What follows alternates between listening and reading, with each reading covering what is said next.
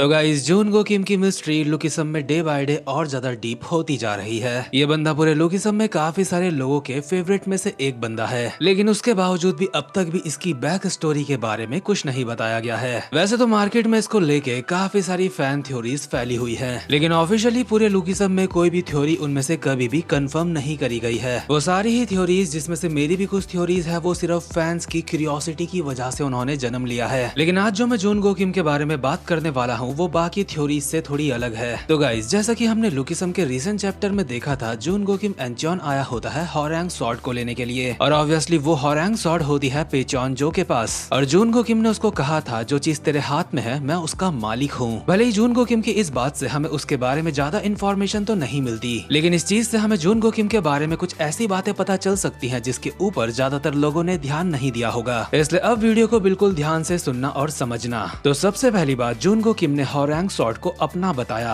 लेकिन क्या आपको पता है हॉरैंग सॉर्ड असल में होती क्या है? असल में ये जो शब्द है हॉरैंग, ये रियल वर्ल्ड में भी एग्जिस्ट करता है। दरअसल बात ऐसी है कि कोरिया में 6th से 9th सेंचुरी के बीच में एक किंगडम हुआ करता था जिसको कहा जाता था सिला किंगडम, और वहीं पे एक ग्रुप था जिसको कहा जाता था हॉरैंग ग्रुप, और इस ग्रुप में बहुत ही खतरनाक कुछ एलीट वॉरियर्स थे। लेकिन मैं ये रियल वर्ल्ड की बात आपको क्यों बता रहा हूँ? अभी तो हम जूनगो किम की बात कर रहे हैं ना। दरअसल मैं ये बात इसलिए बता रहा हूँ क्योंकि ये चीज क्लियरली जूनगो किम से कनेक्ट है। आपको याद होगा पेचॉन जो ने जूनगो किम को कहा था अब सारे के सारे हॉरैंग्स मर चुके हैं तो उनमें से एक नहीं हो सकता। और पेचॉन की इस बात का मतलब ये है कि जो कोरिया की असली हिस्ट्री है, लुकिसम की भी वही हिस्ट्री रही थी। यानी कि कोरिया में 6th से 9th सेंचुरी के बीच में हॉरैंग ग्रुप मौजूद था, और जो लोग उन ग्रुप्स में होते थे उनको भी हॉरैंग कहा जाता था। लेकिन ये बात बहुत ही पुराने समय की है, इसीलिए पेचॉन जो ने जूनगो किम को कहा था अब तो सारे हॉरैंग्स मर चुके हैं तो उनमें से एक नहीं हो सकता। लेकिन ध्यान देने वाली बात यह है कि जूनगो किम ने बहुत ही चौड़े में कहा था वो तलवार मेरी है, हॉरैंग सॉर्ड मेरी है। अब देखो, मैं सबसे पहले यहाँ पे एक बेतुकी सी बात करूंगा, उसके बाद एक लॉजिकल बात करूंगा। और बेतुकी सी बात इसलिए क्योंकि वो भी एक पॉसिबिलिटी है। तो वो बेतुकी सी बात यह है कि जूनगो किम की उम्र एक जगह पे रुक चुकी है, और वो हॉरैंग ग्रुप के जमाने का ही इंसान है या फिर उससे थोड़ा सा बाद के जमाने का, इसलिए उसने इतने चौड़े में कहा कि ये हॉरैंग सॉर्ड मेरी है। लेकिन ये बात बिल्कुल ही बेतुकी है, मैं इसके साथ नहीं जाऊंगा, लेकिन पीटीजे यूनिवर्स में कुछ भी हो सकता है। दूसरी जो लॉजिकल बात है वो ये है कि जो हॉरैंग ग्रुप के एलीट वॉरियर्स थे, ऐसा भी तो हो सकता है उन सब ने अपने अपने स्टूडेंट्स बनाए हो और अपनी टीचिंग्स को और ज्यादा आगे भेजा हो जनरेशंस में, या फिर अपने बच्चों को उस तरीके की तलवारबाजी सिखाई हो जो मतलब उनको खुद आती थी। तो इस हिसाब से हॉरैंग ग्रुप वाले जूनगो किम के पूर्वज हो सकते हैं, या फिर ऐसा भी हो सकता है जूनगो किम उन लोगों से ब्लड से रिलेटेड ना हो, बस उसने किसी ऐसे बंदे से तलवारबाजी सीखी होगी जो हॉरैंग ग्रुप से रिलेटेड रहा था। और यही वाली थ्योरी मुझे सबसे ज्यादा लॉजिकल लगती है। अभी तक जो हमारे पास जूनगो किम के बारे में इंफॉर्मेशन है उसके हिसाब से मुझे लगता है जूनगो किम का जो मास्टर था वो किसी तरीके से हॉरैंग ग्रुप से कनेक्टेड था। हालांकि जो शुरुआती हॉरैंग ग्रुप के बंदे थे उन लोगों को तो मरे हुए कई 100 साल बीत चुके होंगे, लेकिन वो अपनी टीचिंग्स को पास ऑन कर रहे होंगे न्यू जनरेशन के पास। और इसी तरीके से जूनगो किम का मास्टर एक बहुत ही ज्यादा खतरनाक तलवारबाज बना होगा,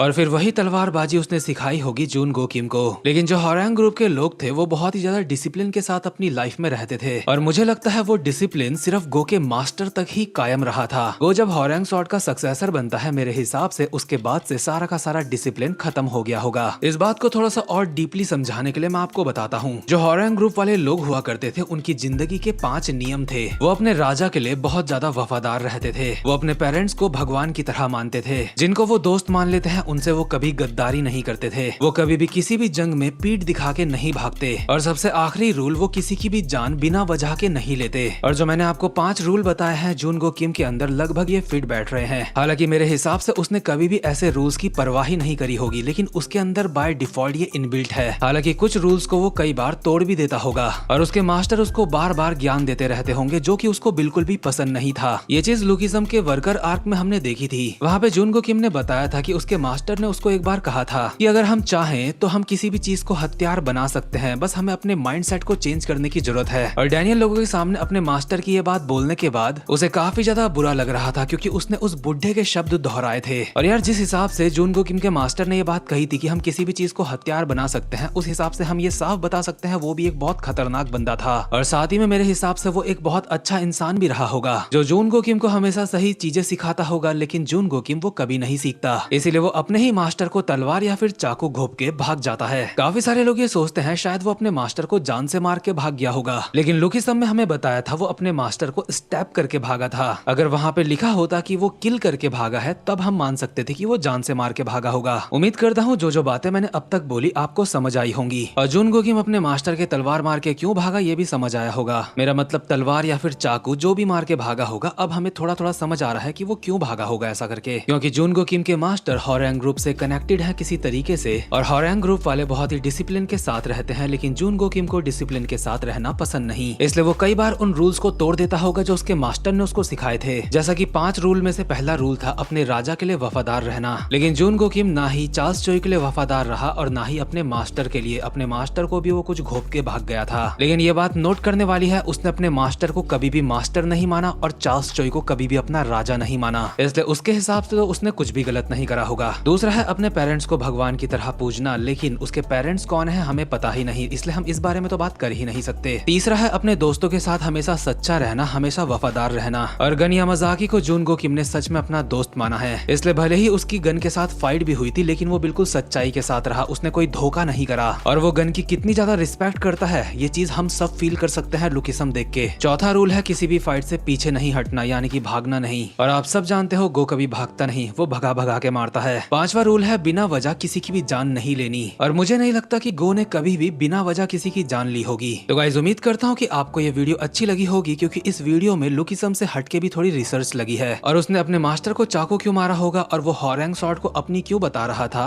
इसका भी हमें एक रफ आइडिया मिल चुका है। हालांकि जरूरी नहीं कि ये थ्योरी सच हो, लेकिन ये बात तो आपको माननी पड़ेगी कि ये सोचने लायक है। जूनगो किम ने हॉरैंग सॉर्ड को अपना क्यों बताया, इस सवाल का जवाब अभी मेरे पास सिर्फ यही थ्योरी है जो मैंने दी है, यानी कि आसान शब्दों में वो हॉरैंग सॉर्ड का सक्सेसर है या फिर ऐसा ही कुछ। बाकी आप इस बारे में क्या सोचते हो मुझे कमेंट बॉक्स में लिख के जरूर बताना। और एक बार फिर से याद दिला देता हूँ ये सिर्फ एक थ्योरी है, मैं पीटीजे के चाचा का लड़का नहीं हूँ, लेकिन फिर भी इस वीडियो में मैंने जितनी भी बातें बोली उसके रीजंस आपको समझाने की कोशिश करी। आई होप आप लोग समझ चुके होंगे। ओके गाइस, वीडियो को लाइक और चैनल को सब्सक्राइब जरूर से कर लेना। अब मैं मिलूंगा आपसे अपनी नेक्स्ट वीडियो में, तब तक के लिए गुड बाय।